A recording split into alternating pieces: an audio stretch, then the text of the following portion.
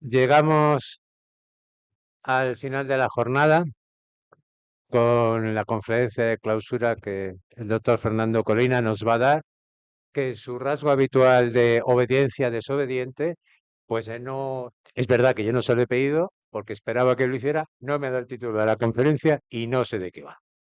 Pero bueno, porque nos lo dirá él, porque me enfrento pensaba ahora, a un reto peculiar, ¿no? O sea, presentar a un impresentable. Y presentar, si me permites decirlo así, en este juego de palabras, voy a decir lacaniano, en el que todo se juega, ¿no? Porque ya se te ha presentado tantas veces, hemos dicho tantas cosas de ti y en tantos lugares, que decir algo nuevo o algo sutil o algo que no conozca la mayor parte de la gente que está aquí es difícil. Impresentable en el buen sentido también de lo único que has resultado. Yo podré, ¿qué resulta? ¿Qué es? Yo lo que puedo decir es que echaba ahora cuentas y te conocí, no sé si en aquel momento tú reparaste especialmente, hace 40 años, en el 84, cuando yo empecé el alumnado, siendo alumno interno en el Villacián. Y me venía el recuerdo de algo que creo que nunca te he comentado, que al principio la verdad es que me resultaba muy petulante y no te aguantaba. Y me acuerdo cuando compré Cinismo, Discreción y Desconfianza, libro duro y arduo donde los haya, para mi gusto, que nunca fui capaz de pasar del primer capítulo. Bien, hubo un tiempo que yo pensé que eso iba a seguir así, pero no es verdad, porque al final puedo decir que eres una de las dos, tres personas a las que considero maestros en mi vida, que me han enseñado todo lo que sé, tú junto con también el movimiento Villacián sobre rehabilitación, parte de la iniciación en psicoanálisis, aunque yo ya venía bregado porque Freud me tocó a los 15 años y ya, ya venía leído, y que además me hiciste el favor, eso es una cosa que siempre te agradeceré, de ser el pirata del seminario de formación que tenías para los residentes. Y digo pirata porque era como me llamaba él, ¿no? Porque, claro, estaban allí los residentes, los pires y los mires, y preguntaban por mí y él decía siempre, bueno, este es el pirata, que no, que venía a esto. Y durante el tiempo que no trabajé hasta que llegué a León, fue algo, no me acuerdo si era los miércoles o quiero recordar, pues aquellos miércoles para mí eran momentos de gran satisfacción. Te decía esto de lo de pedantizar porque cuando yo había un momento en que no te entendía para nada, ¿eh? Me parecía que estabas en la estratosfera del mundo. Y hubo un día, no me acuerdo exactamente cómo se llamaba el curso, que se daba en la caja de Salamanca, la Fuente Dorada, clínica, me suena clínica del deseo, pero no estoy muy seguro, que dabas con José María, ¿no? Y que me resultó, primero, sorprendente por dos razones. Una, porque era la primera vez que te veía leer unos folios, y dos, porque aquel Colina que yo conocía se había convertido en alguien claro, prístino, con una sabiduría que podía transmitir y entender la mayor parte de los sentidos. Y eso ha sido así a lo largo de todos los libros. Bueno, dais en internet y veis todos los libros que ha escrito, ¿no? Pero Deseo sobre Deseo, Melancolía y Paranoia, bueno. Pero sobre todo me llama la atención y los que han servido para mí, y de hecho uno de ellos que es sobre la locura, el arte de no intervenir, es uno de los libros que regalé a los compañeros de Becai para que estuviera en nuestra pequeña, ínfima biblioteca, por la cuestión precisamente de cómo aprender a no intervenir. Es muy importante no ser persecutorios y ese libro me parecía muy claro. Eh,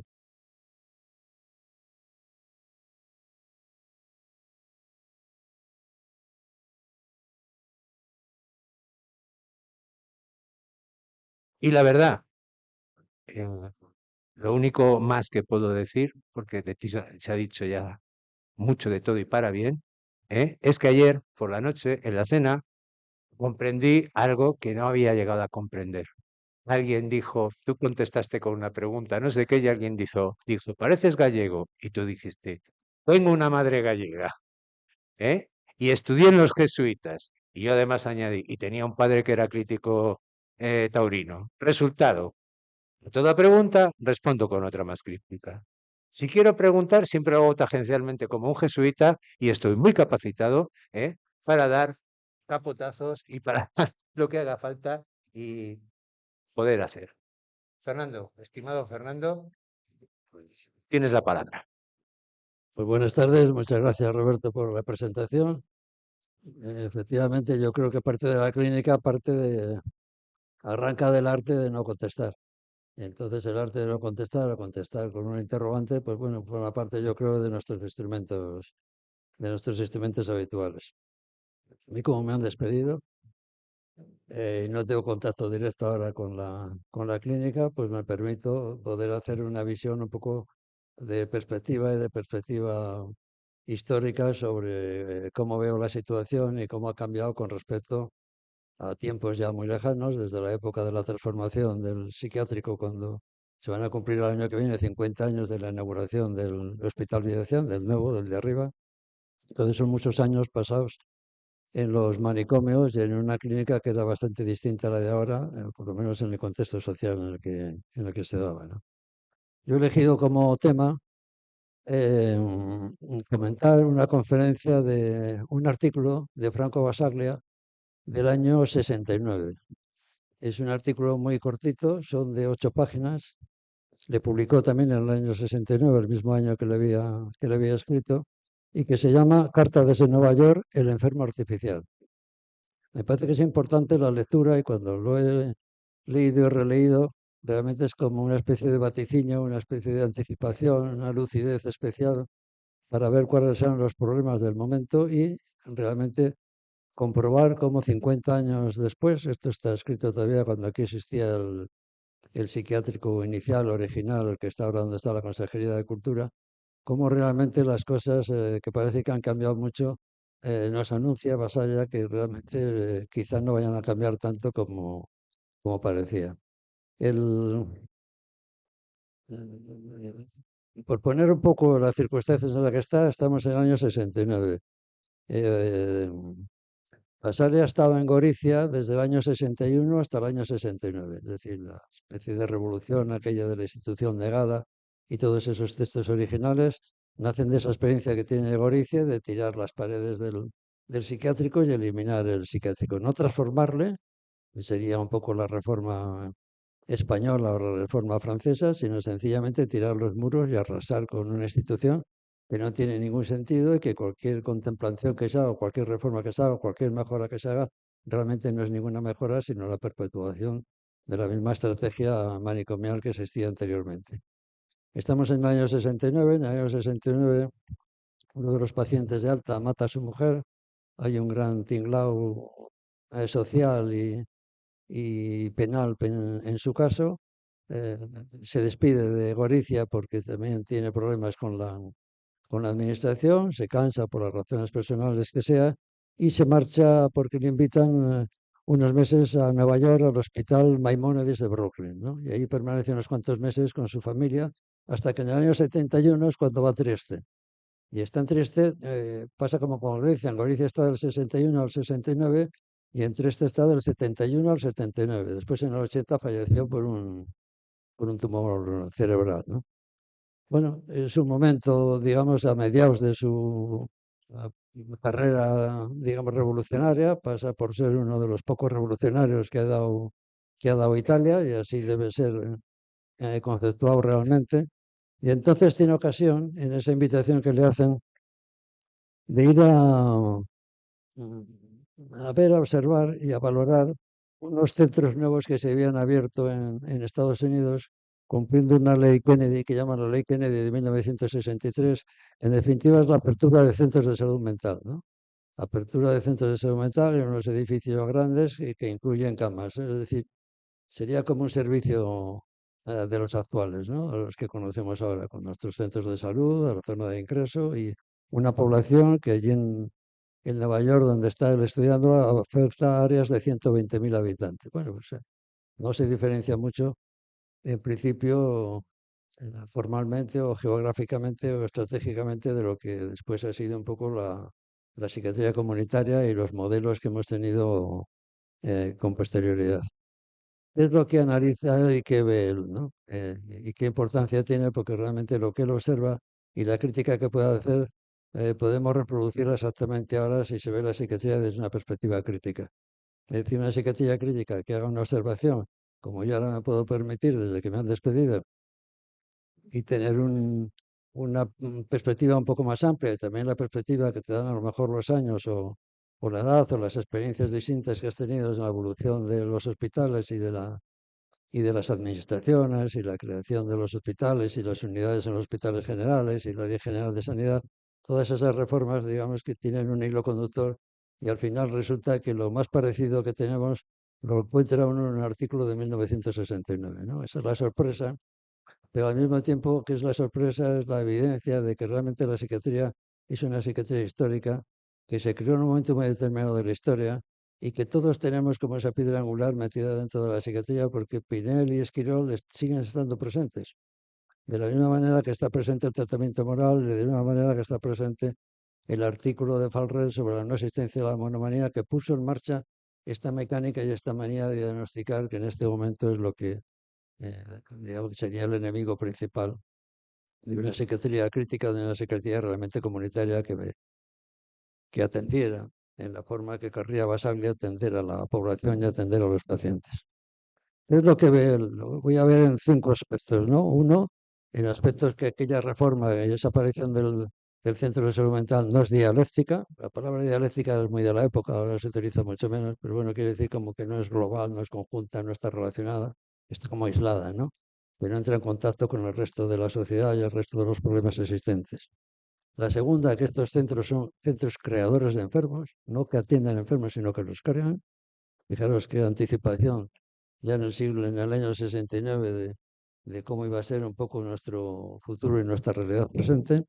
La tercera es que estos centros obligatoriamente entran en una especie de autorreferencia inmovilizadora que paraliza el propio centro y no consigue hacer nunca una revolución y un cambio profundo. El cuarto, que obligatoriamente están incluidos, está en Estados Unidos, una sociedad neoliberal y una sociedad capitalista, están incluidos siempre en la lógica del mercado y que no hay manera de salirse de esa lógica del mercado. Y por último, que lo que realmente obligaría y que no está hecho es que hay que hacer un cambio de mentalidad. Y sin ese cambio de mentalidad no se podría seguir avanzando, ¿no? Bueno, relleno un poco cada uno de esos dos aspectos, ¿no? ¿Por qué dice él que no es dialéctico? Dice, porque es inútil atender en centros de salud mental que figuran como pilotos o que figuran como centros vitrinas o que figuran como centros muy avanzados, cuando realmente detrás hay un manicomio con 6.000 camas. Es decir, mientras exista ese vertedero, dice, mientras existe ese lugar donde ir echando a los pacientes crónicos, irles alojando a los pacientes crónicos, cualquier cosa que se haga queda desvirtuada. Es decir, es imposible trabajar con un criterio de amplitud, un criterio dialéctico, un criterio de reforma y que reforme realmente la estructura existencial cuando no se toca un lugar que realmente lo que está anunciando es que se mantiene el principio de incurabilidad. Es decir, atendemos a unos que son curables y que se reforman, pero todos los incurables los vamos desviando a un centro que sigue siendo un manicomio y un manicomio tradicional. Dice, mientras eso no se reforme, los procedimientos que se ofrezcan no son dialécticos y obligatoriamente quedan desfigurados y quedan aislados. Fijaros que gran parte de la reforma española en algún caso y de la reforma francesa realmente era una reforma. Había un distrito en París muy famoso, el distrito 13, y otros hospitales de la Bourg al sur de Francia, donde trabajó Tosquelles, y que figuran como ejemplos un poco de referencia en las reformas, y hace poco ha habido una gran exposición sobre Tosquelles en Barcelona, realmente eran sitios privilegiados, eran sitios con una financiación privada y que podían hacer una selección de los pacientes.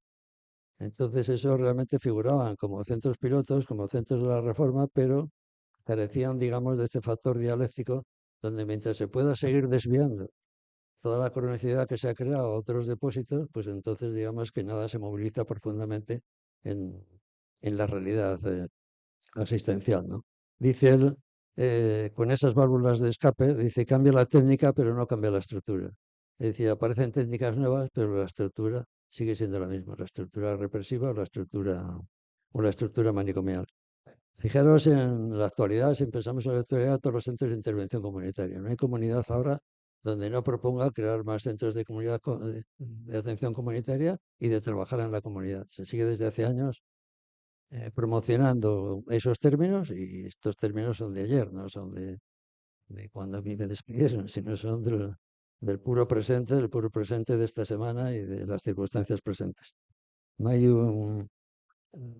no hay departamento, no hay servicio que no proponga, no hay comunidad, no hay consejería donde no se proponga pues que haya centros de salud, que haya CIC, que haya TIC, cada sitio los llaman de una manera distinta. Es lo que vendría un poco a alimentar desde un punto de vista de psiquiatría crítica, leyendo y releyendo un poco la perspectiva de Basaglia, pues que realmente todo eso de qué sirve si realmente no se cambia la estructura, ¿no? Hay jefes de servicio, conozco jefes de servicio que se niegan a contratar gente porque dicen, si es contratar gente para hacer exactamente lo mismo, no quiero contratos.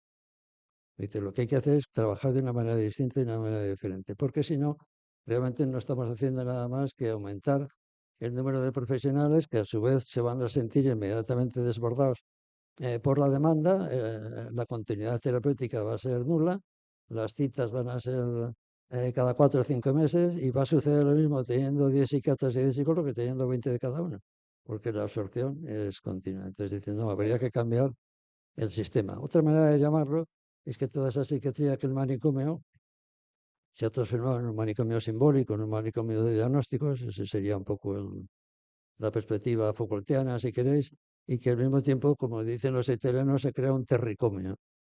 Es decir, no existe el manicomio, dice, pero las mismas estructuras represivas están presentes permanentemente en el tratamiento de la comunidad.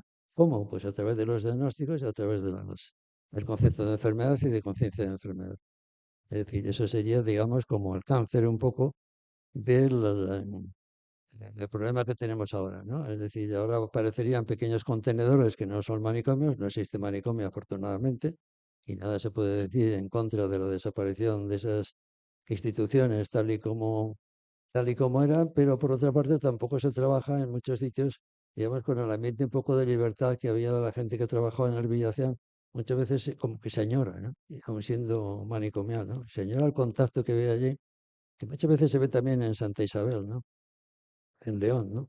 Es decir, una especie como de trato, de continuidad, de tipo de relación que se establece, que una vez que han desaparecido esas instituciones porque eran manicomiales, casi dan ganas de volverlas otra vez a crear para desalojar un poco este trato que hay ahora, aparentemente guiado por el cientificismo, pero que impide el contacto con las personas, ¿no? Una cosa terrible que se ve con los mires y pires cuando están en formación, bueno, afortunadamente no me han echado de ahí todavía, es ver cómo realmente no pueden aprender por mucho de algunas cosas de los psicóticos porque no tienen continuidad.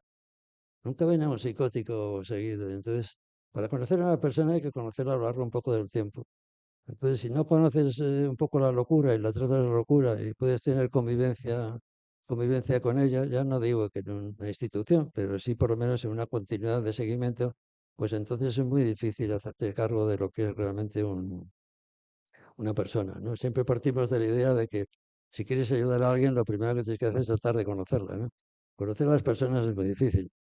Entre nosotros no nos conocemos y nos llevamos muchas sorpresas. Conocer a una persona ya con con conductas y pensamientos inusuales que dicen ellos con soltura, gracia y originalidad, pues muchas veces es mucho más difícil, ¿no?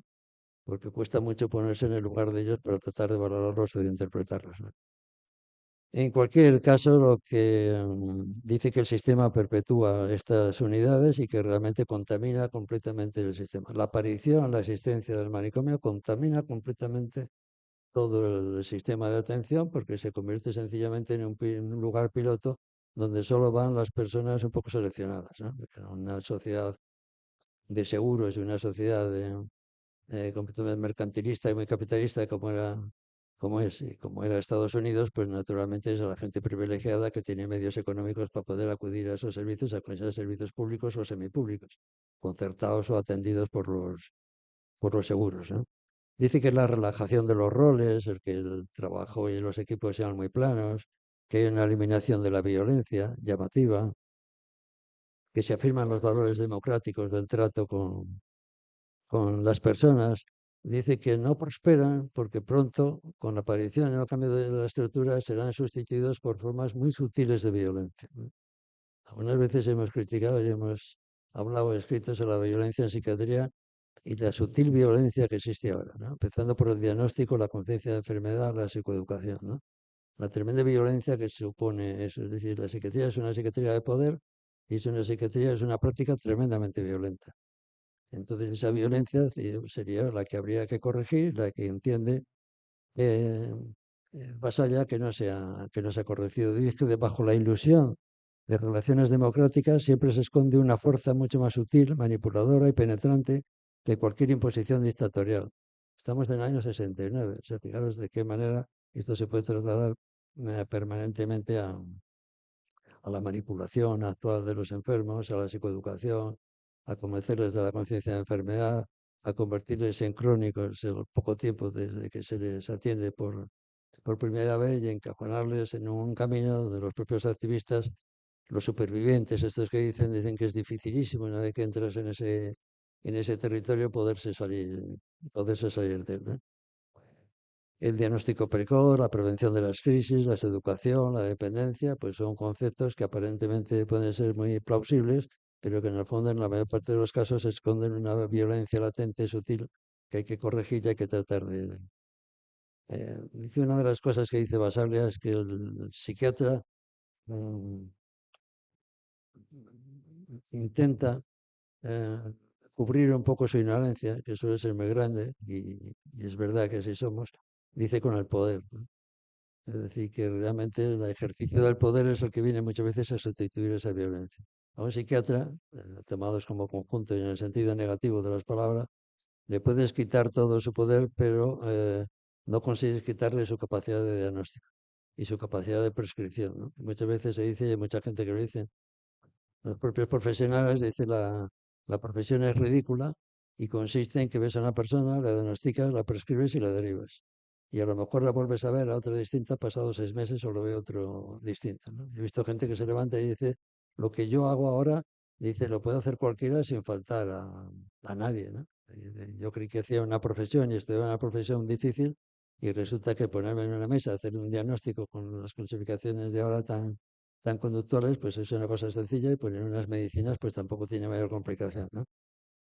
Entonces lo difícil es entender a la gente, comprometerse con la gente y acompañar a la gente, que como decía esta mañana un compañero aquí, muchas veces parece lo sencillo y dices lo más complicado de todo. Lo más complicado de toda la clínica es acompañar a alguien y estar con alguien, que hay que conocerle. Y es fácil saber, decimos nosotros a la gente que está en formación, es muy fácil saber lo que tiene alguien. Pero una vez que ya sabes lo que tiene alguien, dime lo que le pasa. Y entonces hay un silencio sepulcral, ¿no? Porque para decir lo que tiene, pues con las clasificaciones lo resuelves enseguida, pero para decir lo que pasa hay que hablar con la gente, conocerla y tratarla y tratar de hacerte una idea de cómo es su vida, su biografía y sobre todo cómo es su sufrimiento y sobre todo también cómo se defiende de ese sufrimiento. Entonces eso es lo que caracteriza la relación con una persona cuando realmente la estás acompañando, la estás ayudando en ese sufrimiento. Cómo sufre y cómo se defiende de ese sufrimiento siempre bajo la guía de que el principio fundamental es no causar mayor perjuicio, ¿no? Se lo contaba también esta mañana. Si consigues no perjudicar, ya has hecho lo principal. Parece una tontería, pero realmente una vez que has hecho eso, digamos que la garantía de un ejercicio clínico aceptable, digamos, y positivo, pues está cumplida, ¿no? Basale concluye diciendo que Estados Unidos nos previene sobre el futuro de soluciones técnicas no dialécticas. Fijaros que en el año 69 está anticipando, aquí no estamos todavía en la Ley General de Sanidad y hemos pasado a establecer las unidades de agudos en el gravísimo error de entrar en los hospitales generales, de medicalizarlo todo completamente y digamos que ceder a la psiquiatría más conservadora en bandeja lo que estaba necesitando y lo que estaba esperando, ¿no? A partir de ahí, digamos, a partir de los años 80, entre el empujo entre la reforma metida en la Ley General de Sanidad y el impulso terrible de la industria farmacéutica, digamos que vino este giro que dicen positivista y cambió completamente todo. todo el sistema. El sistema mejoró en la atención, pero empeoró en los contenidos teóricos y la epistemología o en el paradigma que la maneja, que se convirtió completamente en biomédico, ¿no? Bueno, esto sería un poco el primer espacio llamativo de esa continuidad que hay entre este artículo y el propio presente, ¿no? El segundo decía que era el creador de enfermos, ¿no? Él subtitula su estudio diciendo en una carta desde Nueva York, el enfermo creador, el enfermo artificial. Dice, lo que yo he visto viniendo aquí es que crean enfermos artificiales. Dice, están diagnosticando enfermos nuevos. Dice, están ampliando la enfermedad. Aparecieron y le llama la atención que había categorías de pacientes emocionales. Eso le sorprende mucho en aquella época. Fíjate, viviera la presente, ¿no? Qué sorpresa no se llevaría si realmente el anuncio de que un paciente puede ser diagnosticado de paciente de un cuadro emocional le resulta como que es una especie de invasión y de nosologización y de patologización indirecta de las personas, ¿no? Bueno, pues anuncia como que realmente ese cambio que está él asistiendo, digamos que es una amenaza para el futuro que se debe tener en cuenta cualquier reforma psiquiátrica que tenga. Se va a convertir en una especie de captación de pacientes. Fijaros todas las clasificaciones internacionales en lo que se han convertido, ¿no? Más que atender enfermos, muchas veces se piensa que se crean, ¿no? Hay una cuestión que le llama mucho la atención y luego lo comentó en las conferencias brasileñas, que ya son del año 79, poco antes de morirse, que es un poco el texto donde digamos que en cierto modo se resume toda su ideología psiquiátrica y su técnica, digamos, de derrumbamiento, de organización de servicios, que dice que lo que observó en Estados Unidos cuando estuvo allí es que los psiquiatras y los servicios sociales tiraban una red para pescar enfermos. Lo pone así, ¿no? Está dicho con sus propias palabras del año 69. Fijaros, esa experiencia la trasladamos al momento presente, ¿no? Hay cantidad de lugares, visto desde fuera, y que Dios me perdone si cometo algún error, donde realmente es como una especie de recluta de pacientes, una especie como de leva de pacientes, una fábrica, decimos, de cronicidad. Es un sitio donde entras con 20 años, tienes una crisis psicótica, no se sabe si es psicótica o no es psicótica en el fondo, sino que sencillamente tienes unos síntomas psicóticos, un individuo te pone un diagnóstico, te dice que eres un esquizofrénico, te dice que tienes que ponerte una inyección cada que te dura 3 meses y que lo tienes que hacer durante 3 años y que además va a suceder que por si acaso te vamos a ir pidiendo la minusvalía y también la dependencia, porque la vas a necesitar o puede ser que la necesites, y de paso luego te voy a rehabilitar, quieras o no quieras, ¿no? Es decir, hago un crónico y luego te rehabilito. Esta especie de cronificación y de captación de pacientes, es decir, una unidad de primeras crisis. Cuando nacieron las primeras, muchos nos quedamos asustados. Porque ¿qué pasa con las segundas y con las terceras? Si tiene dos o tres, ¿por qué atender solo la primera? Hombre, una atención precoz la consideramos buena. Ahora, una primera crisis y solo atendes la crisis y luego la persona se queda aislada, no dialéctica, diría Basile, qué ha sido de ella y cómo es el seguimiento. Es decir, es un lugar donde realmente lo que se hace es diagnosticar, prescribir y, en cierto modo, digamos que encauzar la trayectoria vital de la persona. Y ahí, hasta ese punto, es un lugar donde realmente la fabricación de crónicos está muy pendiente. Eh, Hay un psiquiatra crítico que escribió lo siguiente, que resumiría un poco lo que acabo de decir, ¿no? Dice, se crea así un círculo diabólico. En una acción cuidadosamente programada, el psiquiatra diagnostica, prescribe y deriva un dispositivo sociosanitario. En esta intervención se pasa deliberadamente por encima de los aspectos subjetivos de la persona, de sus referencias biográficas, de sus derechos y de los condicionantes sociopolíticos en los que encaja. De este modo, el loco, calificado ya de paciente, es etiquetado, sometido a quimioterapia paliativa y adoctrinado, psicoeducado se dice, sobre su supuesta enfermedad. Finalmente, tras poner sus papeles en regla, solicitando el certificado de minusvalía y la valoración de dependencia, se le entrega el cuidado de una empresa concertada de servicios. En resumen, he dicho sin pelos en la lengua, primero se le cronifica y luego, sin salir del sistema, se le rehabilita. El loco queda libre, pero le será muy difícil escapar del cerco asistencial de salud mental pero no se sabe muy bien si le ampara o le acapara. Queda libre de muros y puertas, pero preso de símbolos, conceptos de existencia. Los apoyos que se le prestan, las más de las veces, se convierten también en rejas, ¿no? Es decir, ese enrejado de esa cronicidad que hay ahora en esa psiquiatría que muchas veces se llama psiquiatría inmobiliaria y que todo está ocupado de pisos y pisos y pisos, donde la gente, desde luego no está en el manicomio, desde luego tiene la puerta abierta, pero en cierto modo tiene que pagar su situación con la cronicidad correspondiente y habitualmente también con la obligación de seguir un tratamiento con unos neurolíticos retardados, ¿no? Neurolíticos retardados que luego lo vemos al final, y esta mañana se comentaba sobre ese aspecto y cómo las tutelas, las curatelas, estas actuales asistenciales, realmente es una manera de camuflar el tratamiento ambulatorio involuntario. No se puede poner una persona una inyección sin consentimiento informado. Todo eso se lo salta a la psiquiatría como si fuera su campo de batalla y de acción. Es decir, de la misma manera que se salta la idea de que cuando se ingresa en una unidad de agudos, la legislación te autoriza a ingresarle, pero no al ponerle el tratamiento que te dé la gana cuando está dentro, sino que el tratamiento que le tienes que poner dentro tiene que ser con consentimiento informado. Y si no es con consentimiento informado, es ilegal. Entonces, todas estas cuestiones que digamos que cubren el día a día de nuestra profesión, pues realmente son pasadas por alto y la psiquiatría trabaja en una especie de limbo legal, ¿no? Donde se permite cierto tipo de actividades y de acciones que realmente llaman mucho la atención vistas desde fuera. El tercer capítulo, que es mucho más breve, el aspecto es que siempre acaba en una autorreferencia inmovilizadora, ¿no? Es decir, que cuando un dispositivo no se puede poner en contacto dialéctico con el resto de los dispositivos, obligatoriamente empieza a hablar de sí mismo. Entonces se convierte el mismo en el centro de sí mismo y se convierte en el sitio que hay que autocurar y donde se trabaja en la autocuración y en una especie de mirarse en el ombligo narcisista del propio servicio, ¿no? Las motivaciones psicológicas iniciales derivan, dice, en juegos de poder internos. Dice, una plantilla de 200 personas, que es como la que vi allí en Nueva York, la que visita, acaba centrando los problemas de su propia convivencia. Entonces se habla mucho más de la convivencia de los equipos, de la convivencia de la propia institución, que del trabajo que se está haciendo en el exterior con los pacientes, ¿no? Dice que hay una especie como de realidad artificial que se sostiene muchas veces con la apariencia del gigantismo, ¿no?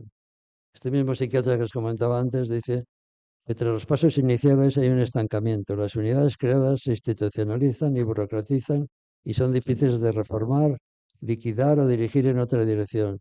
La rigidez de los aparatos de gestión, el mal trago del sindicalismo que defiende una psiquiatría retrógrada. Eso fue muy llamativo a partir de una fecha determinada. Nos encontramos con que si ibas al sindicato estabas perdido, porque el sindicato trataba, estaba siempre defendiendo a las personas más retrógradas, a la psiquiatría más retrógrada y a la gente más ineficaz, en el sentido de cara dura casi, ¿no? De buscar el trabajo más cómodo y menos comprometido, ¿no?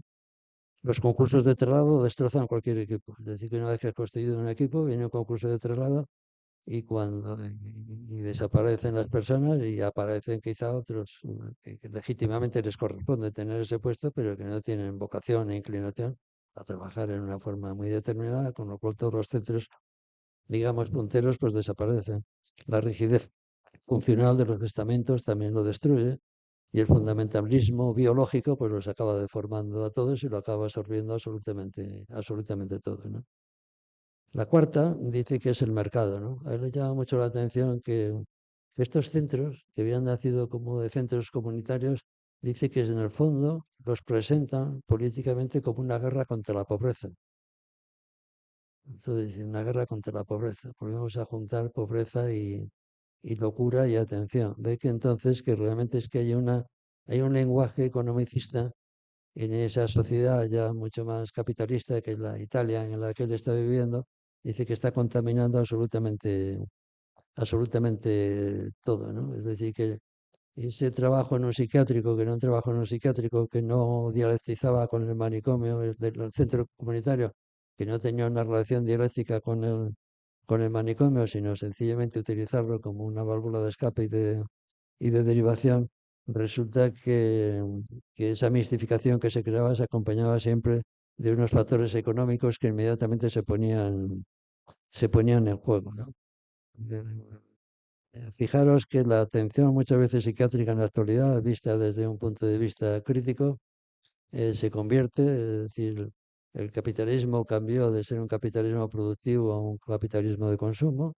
Durante el capitalismo productivo, los manicomios del siglo XIX y principios del XX, había mano de obra barata y se utilizaba a los locos para trabajos eh, casi gratuitos porque se les daba una pequeña propina, pero ahora es muy distinto porque ese capitalismo productivo se ha transformado en un capitalismo de consumo. Entonces el paciente crónico es un gran consumidor y entonces desde ese punto de vista a la psiquiatría le interesa mucho ese consumidor, ¿no? Es un consumidor, es un objeto de consumo porque muchas instituciones sociosanitarias son privadas, están concertadas, quizás no tengan ánimo de lucro en su titulación, pero bueno, siempre sospechosos de ánimo de lucro y realmente pues tienen unos beneficios por la dependencia de un grado, 2 grados, los que tengan y al mismo tiempo el hecho de que realmente resultan importantes, interesantes y consumidores para esas sociedades es que algunas de ellas ya están compradas por los fondos buitres, ¿no? Un fondo buitre no compra un sitio, no compra una institución que no dé beneficios, ¿no?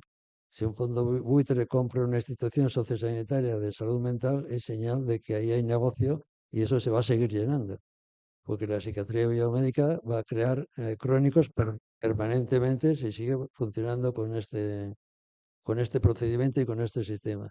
Y luego, por otra parte, es también un objeto, un sujeto en este caso de consumo, porque consume medicamentos a una gran velocidad, ¿no? Bueno, somos, eh,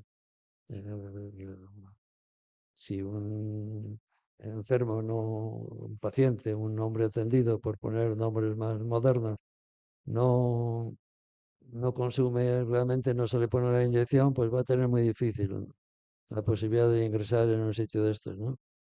Ahora a duras penas, aunque se insiste en muchos sitios, se empiezan a crear centros no solo de adherencia al tratamiento como los que había antes, sino de desmedicalización, pero siempre con muchas reservas y con muchos cuidados y con mucha oposición, ¿no? El enemigo, por llamar enemigo a la psiquiatría más biomédica, enseguida aprende los sistemas y las lógicas y las hace suyas, ¿no? Entonces se presentan como los grandes liberadores de de los enfermos mentales, etcétera, etcétera. Esa capacidad de absorción y de desarmar un poco y de quitar el fondo de rebeldía que puede tener, pues enseguida se ve, ¿no?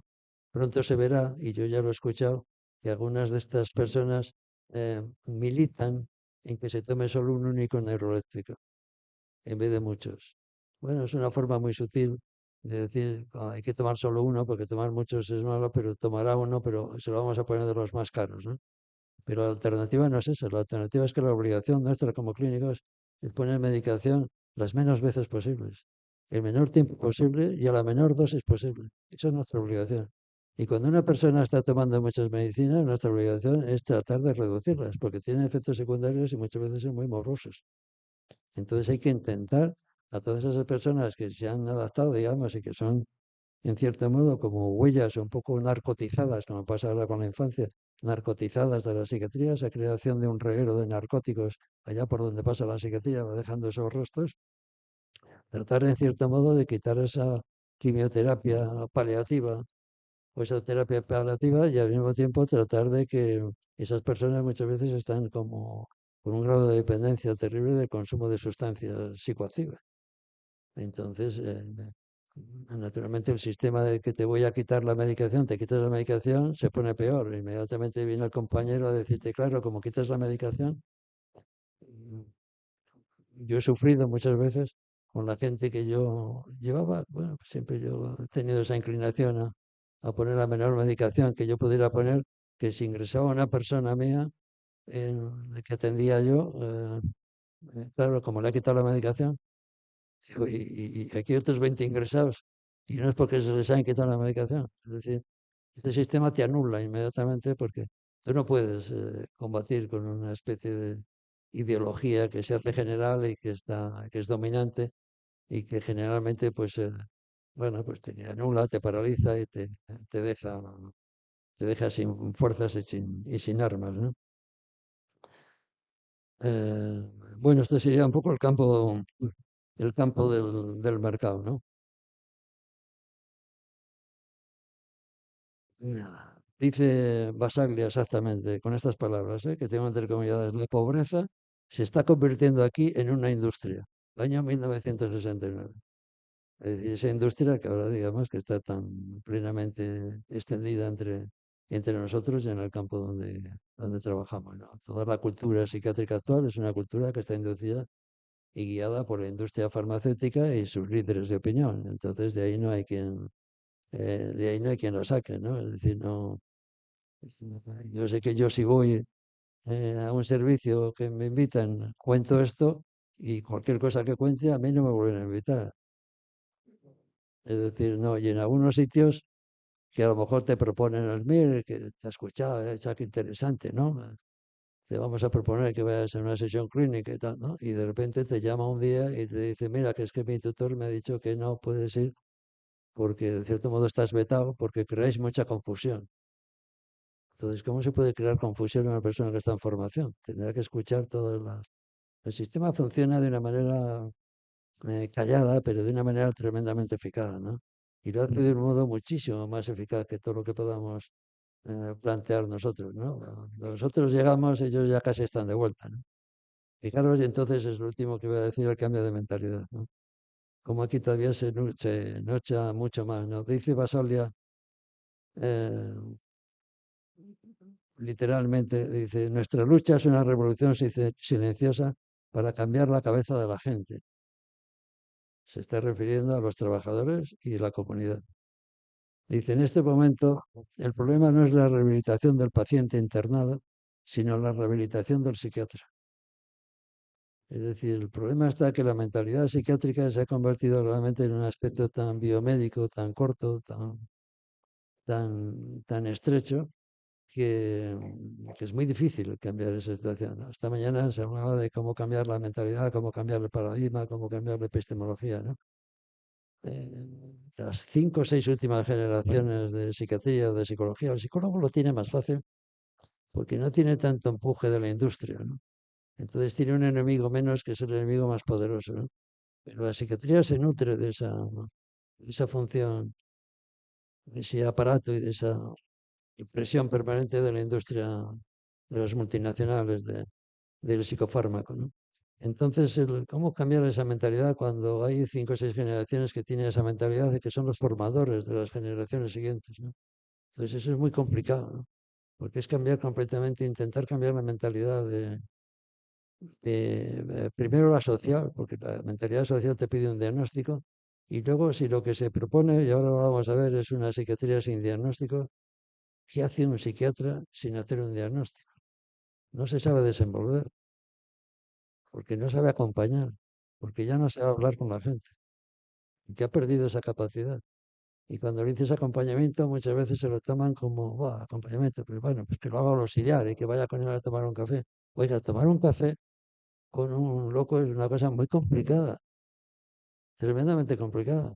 Sobre todo si encima en ese café acompañas con que es tu lugar de tratamiento y tu lugar de acompañamiento. Entonces eso lo hace totalmente mucho más complejo. Es el lugar donde tú tienes que establecer una relación personal con la persona, ¿no? Bueno, esto viene a cuenta de que realmente esta mañana se ha hablado mucho de la célebre ley esta de las 8, del 8/2021, ¿no? De la ley esta de apoyo al discapaz, ¿no? Han pasado 2 años y todavía no he visto ni un solo servicio donde se haya hecho la presentación de la ley. Entonces, ¿cómo puede haber una ley nueva, una ley que afecta directamente a la práctica psiquiátrica, y que cuando vas a los servicios, sabéis que hay una ley de 8/2021 que lleva vigente ya 3 años? La gente te contesta que no lo sabe. Y mucha gente de aquí no sabe que lo sabe. Entonces, realmente eso no es un silencio no promovido, ¿no? Sino que eso es un silencio donde la Secretaría Biomédica prohíbe, en cierto modo, nunca prohíbe porque no lo hace así, pero impide que se pueda hablar de esa ley. ¿Qué pasa con esa ley? Pues pasa que, como hacía el fiscal esta mañana, coge el triangulito eso y le invierte. Es decir, de repente el que manda es el paciente. Y de repente pone la ley que hay que hacer atender a los deseos, preferencias, voluntad del paciente. Atender a los deseos, voluntad y preferencias, dice, pero atender no es solo tener en cuenta. Es decir, quiero ponerle a un paciente un Risperdal y quiero tener en cuenta, voy a tener en cuenta si quiero o no tener en cuenta. No, no, es que no es tener en cuenta.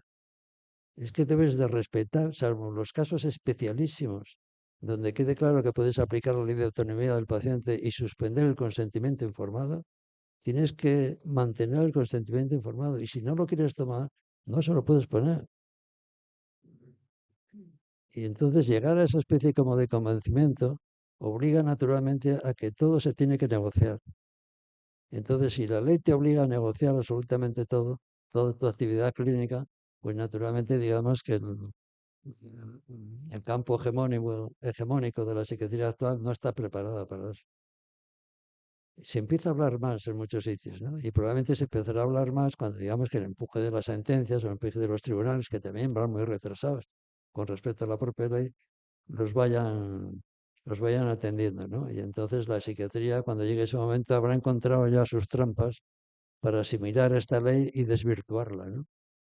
Eh, esta mañana ya se comentaba por ahí el fondo, no sé si estarán ahí como con las curatelas asistenciales, realmente se estaba hablando de rondón el tratamiento ambulatorio involuntario. Y eso, la curatela asistencial es una autorización para hacer una cosa cuando realmente la tienes que hacer y te autorizan a hacerla contra la voluntad de la persona en algunos casos. Pero son casos contados, son casos que tienes que dar cuenta de ellos. Hay unidades de agudos todavía donde cuando ingresa la gente voluntaria, sistemáticamente les cambian a involuntarios todos, con el visto bueno del juez que vaya. Y ahora no va porque sencillamente desde la epidemia la ley le obliga a ir a las 24 horas, antes de las 72 horas. Lo hace por una comunicación virtual y entonces da por bueno el asunto. De la misma manera que en esa perversión que se decía que se está haciendo de la ley marca que todos los tribunales, en el plazo de 3 años, o de uno si lo solicita el interesado, tienen que cambiar las tutelas que había por revisarlas y ver si necesita algún tipo de curatela o otro tipo de apoyos. Y no se ha hecho eso. Los juzgados, guiados un poco por la premura y por la falta de tiempo y por los 3 años que daba la ley y el cúmulo que tienen de atrasos, pues lo que han hecho ha sido transformar casi por sistema las antiguas tutelas por curatelas representativas.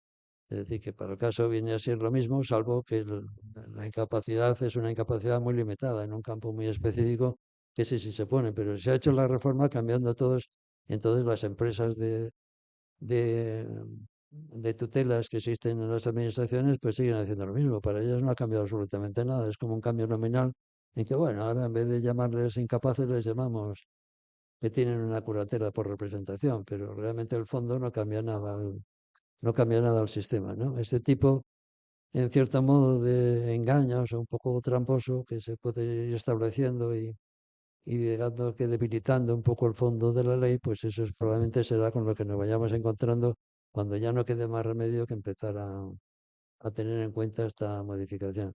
Naturalmente la pelea siempre se centrará en que por una parte tú tienes que respetar la voluntad, deseos y preferencias, pero también te dice, lo dice la sentencia del Supremo, que esta mañana se comentaba que eso no supone que uno tenga que hacer obligatoriamente lo que le dice el paciente.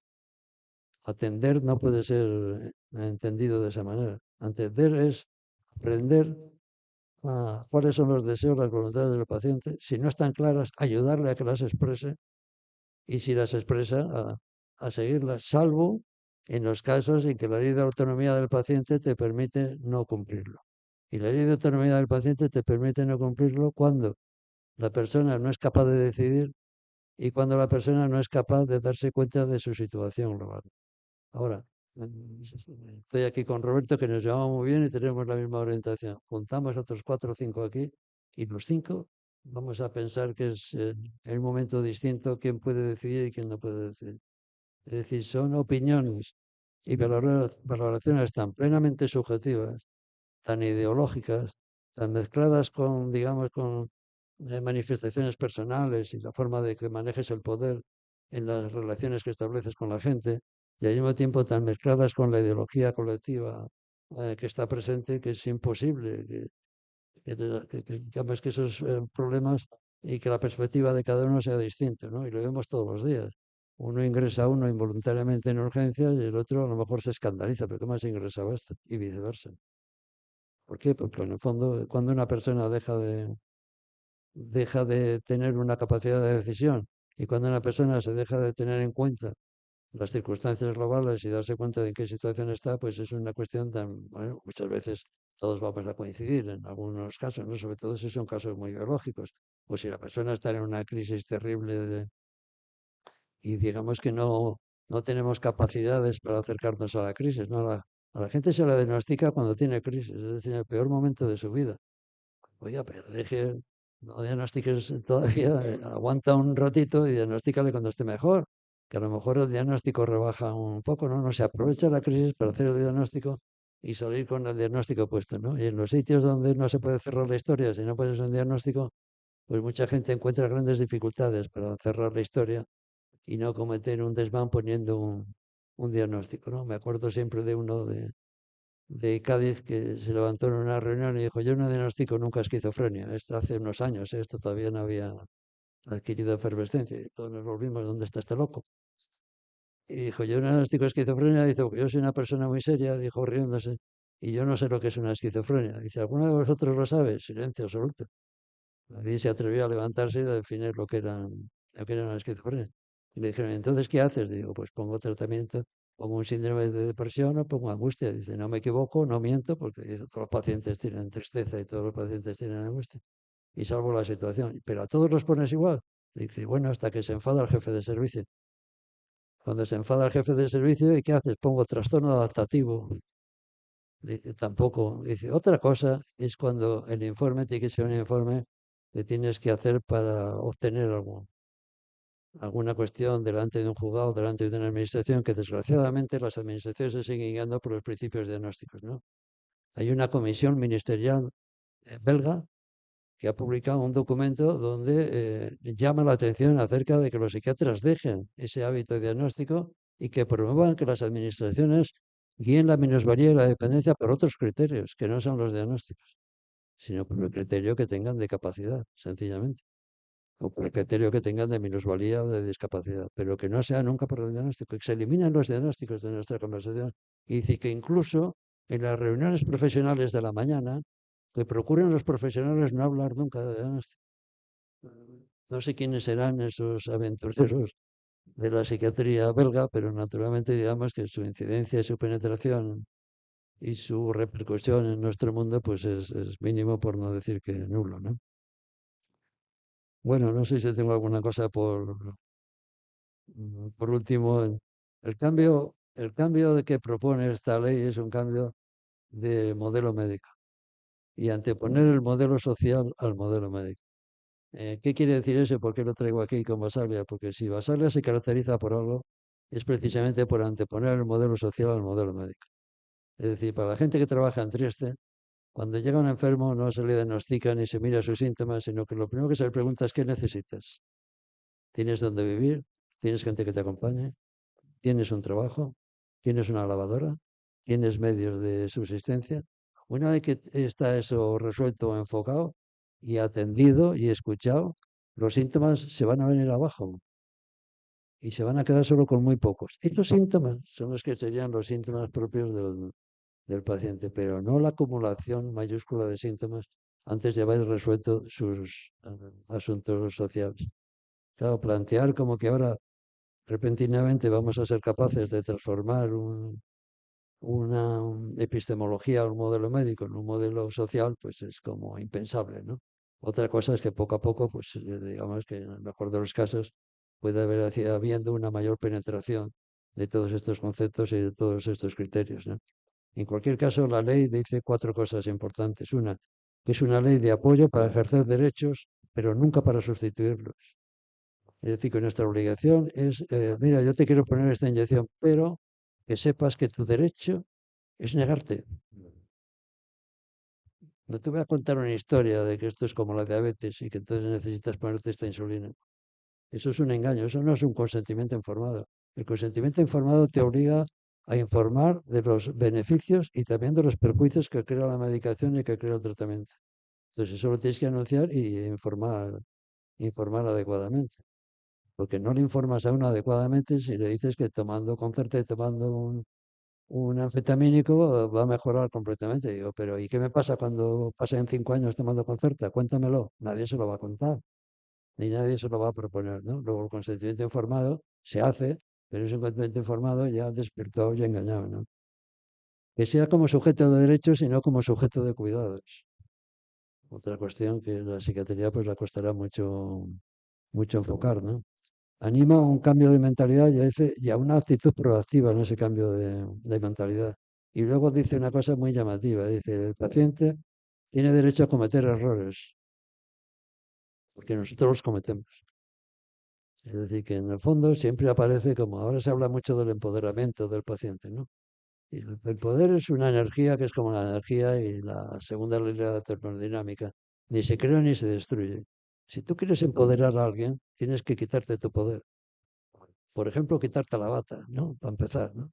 Si la bata es sencillamente un criterio de dominio y de jerarquía cromática, pues entonces tú no puedes empoderar a nadie si tú no cedes el poder. El poder del paciente no le va a venir de nada, le va a venir del que tú le cedas, que tú eres el primero que tiene que ir cediendo poder.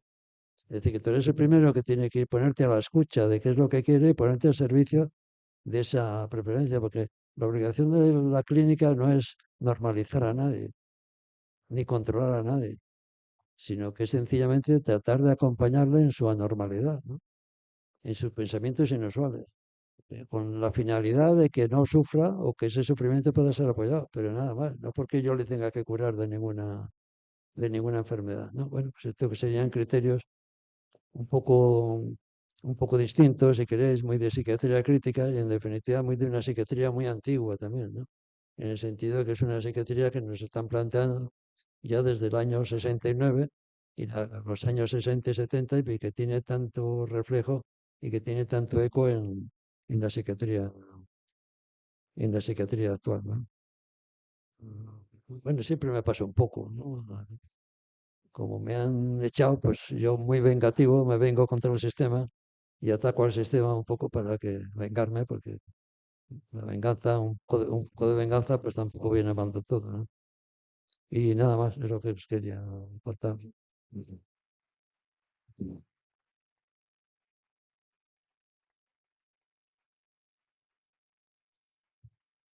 Bueno, pues muchas gracias, Fernando. Se abre un pequeño espacio de diálogo si queréis comentar algo eh, al respecto de lo que...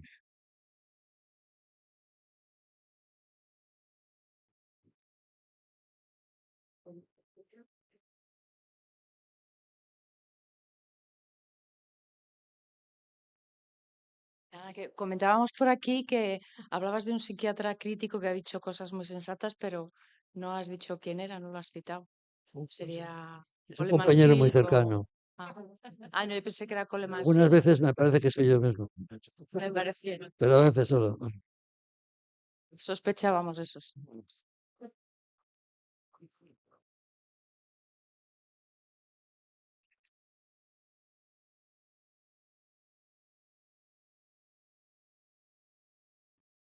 A mí me ha parecido muy interesante esto que planteas de un ejercicio de derechos y no de cuidados, porque creo que en la misma línea de la psiquiatría más biomédica también está toda esta cuestión de la inteligencia emocional, de la psicoeducación y de todas estas cuestiones que parecen más del orden de los cuidados, pero que no respetan en absoluto el ejercicio de derechos y, por lo tanto, el ejercicio de la responsabilidad, que me parece una de las cosas más sanas.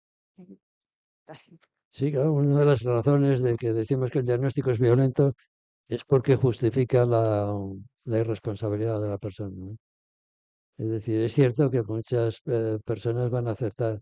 Hay gente que no quiere ser diagnosticado, ¿no?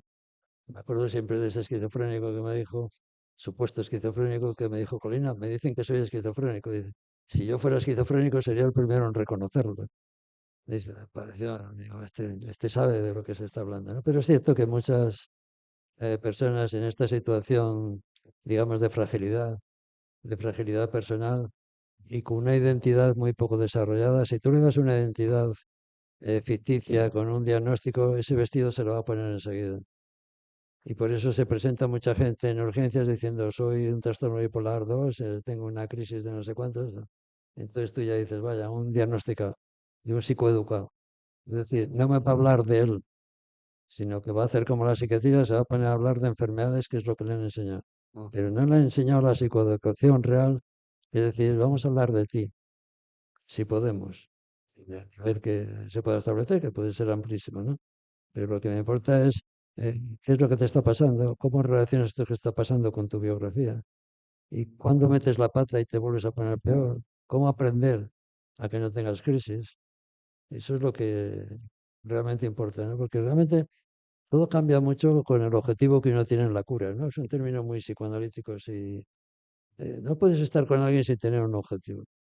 Entonces, si tú tienes un objetivo que es sencillamente curar de una enfermedad, pues tu dirección va a estar muy determinada ya por ese objetivo. Pero si mi objetivo cuando está con una persona es esta persona que se ha puesto psicótica, y siempre ponemos el ejemplo de Rever, que parece el loco por excelencia de la psiquiatría. Rever se vuelve loco a los 50 años o 50 y tantos. ¿Cómo era Rever antes de los 50 años? Se cogió la esquizofrenia porque le vino un virus de esquizofrenia. O ya lo era anteriormente una constitución, una configuración, una estructura psicótica. Entonces, si tenía una estructura psicótica, ¿por qué no se psicotizó antes? ¿Cómo se las arregló? Esa es nuestra pregunta. Es decir, si yo veo a un loco nuevo que tiene 30 años, digo, ¿cómo se las ha arreglado a esta persona para tener la crisis ahora y no haberla tenido antes? Porque mi obligación es darle las armas suficientes, no para que pues, se convierta en alguien normal, sino para que vuelva a ser el loco de siempre, pero sin crisis. Que no molesta a nadie, no comete acciones ilegales, pero es su vida. Su vida va a ser siempre una vida extraordinaria, rara y con pegas y con dificultades y con fragilidades. Y lo mío no es tratar de reforzarle como sea de cualquier manera, sino procurar que tenga una autocuración que le permita mantenerse en equilibrio dentro de su desequilibrio, pero no tratar de corregirle. Yo no soy el corrector de las conductas de los servicios, pero eso está tan metido en la sociedad que es muy difícil combatir con eso y transmitirlo a lo mejor a una persona directa, porque enseguida va a encontrar otro medio y otras personas que le van a hacer, que le van a orientar de otra manera. Entonces eso es muy complejo de hacerlo, pero solo el cambio de mentalidad, de decir, lo que mi función es saber cómo estaba antes con estabilizado, pues mi intención es tratar de estabilizarle como estaba antes, porque la gente no cambia. Cambian nuestras posiciones subjetivas con respecto a lo que somos. Y si no cambiamos nosotros, ¿por qué va a tener que cambiar un loco?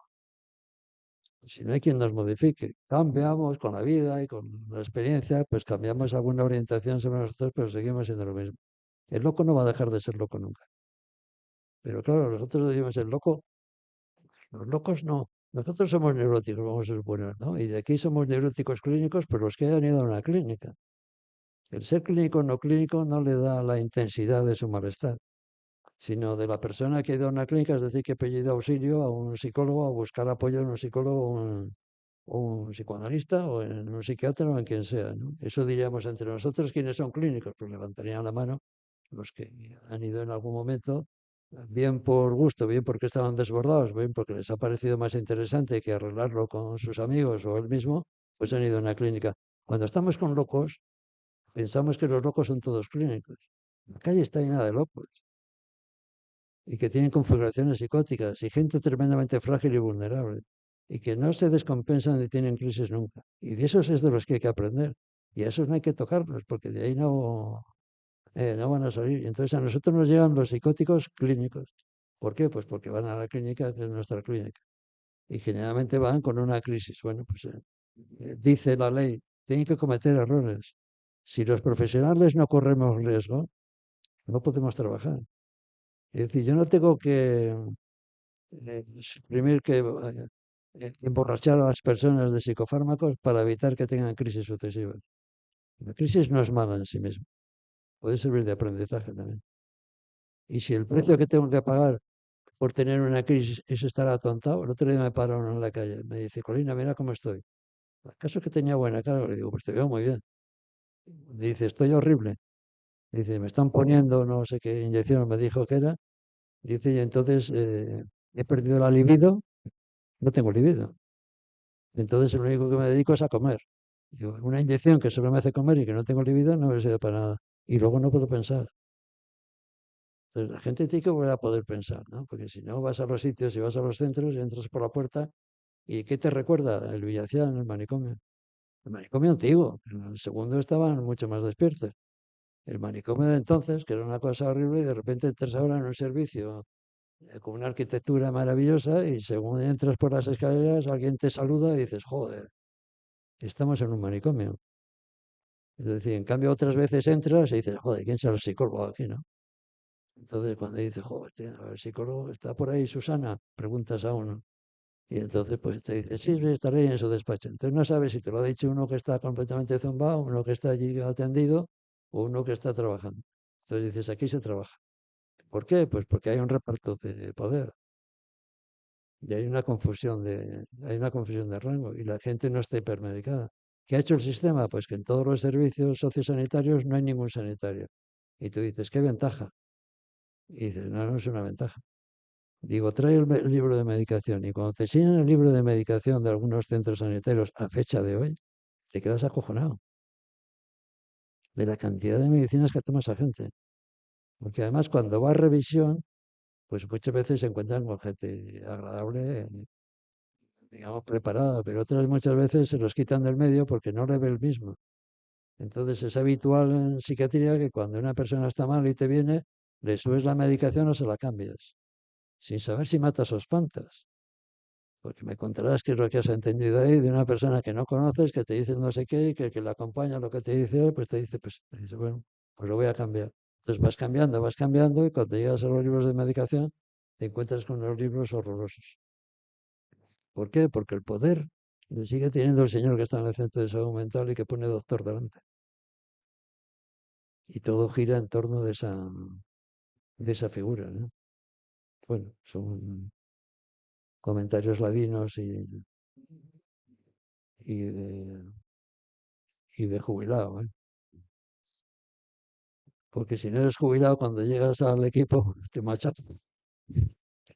Lo más difícil muchas veces en estos equipos es el ser un poco, cuando la persona es un poco excepcional, ¿no? En su manera de orientarse, que los equipos inmediatamente le neutralizan, ¿no? A base de descalificaciones, ¿no? Cuando ya eres mayor y estás más curtido, pues ya sabes lo que te espera y un poco pasas, ¿no? Cuando la gente está en formación y tiene unas ideas un poco contrarias a los criterios que pueda tener su tutor o el servicio, es muy difícil. Entre la inseguridad de que no sabes muy bien si lo has entendido o no lo has entendido y la bronca que te echa el tutor, pues normalmente te acabas convenciendo de que realmente la psiquiatría de la evidencia es la científica. Y la ciencia no tiene nada que ver en nuestro campo.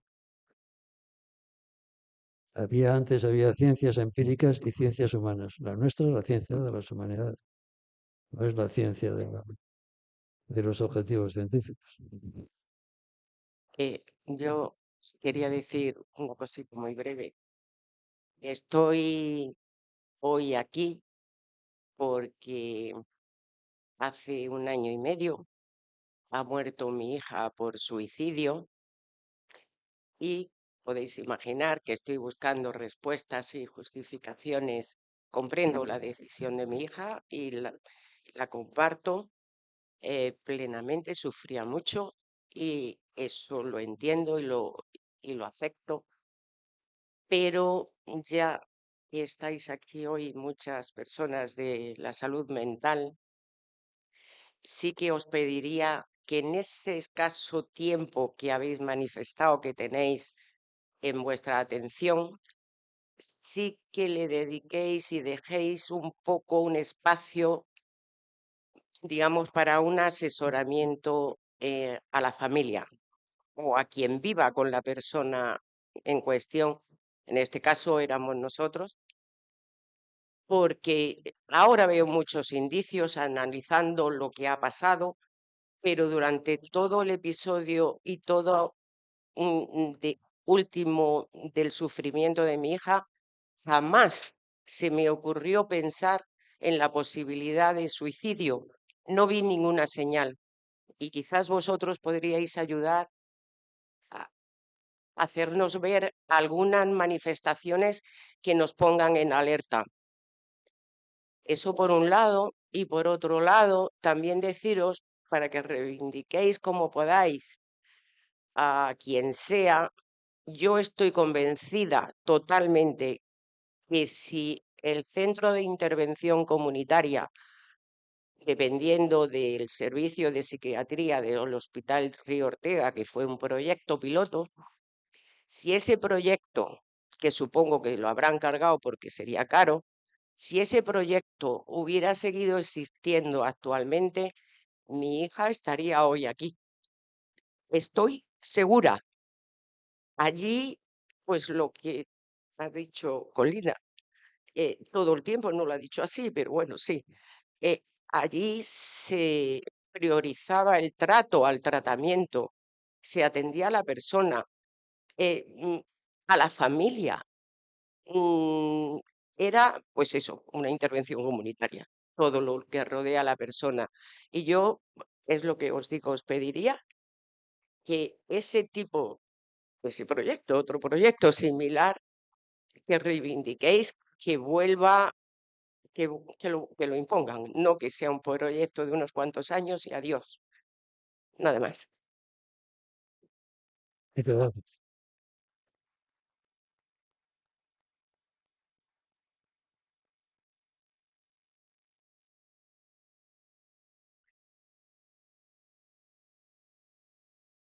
Bueno, pues gracias por tu intervención.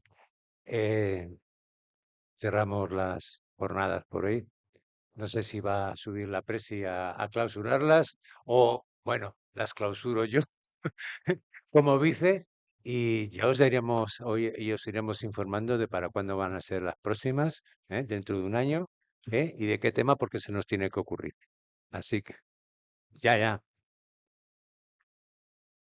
Ah, sí, bueno, esto que a las 8 los que os estéis apuntados para la visita guiada, que, que empieza desde aquí.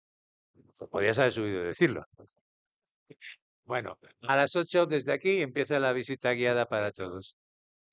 Muchas gracias, Colina.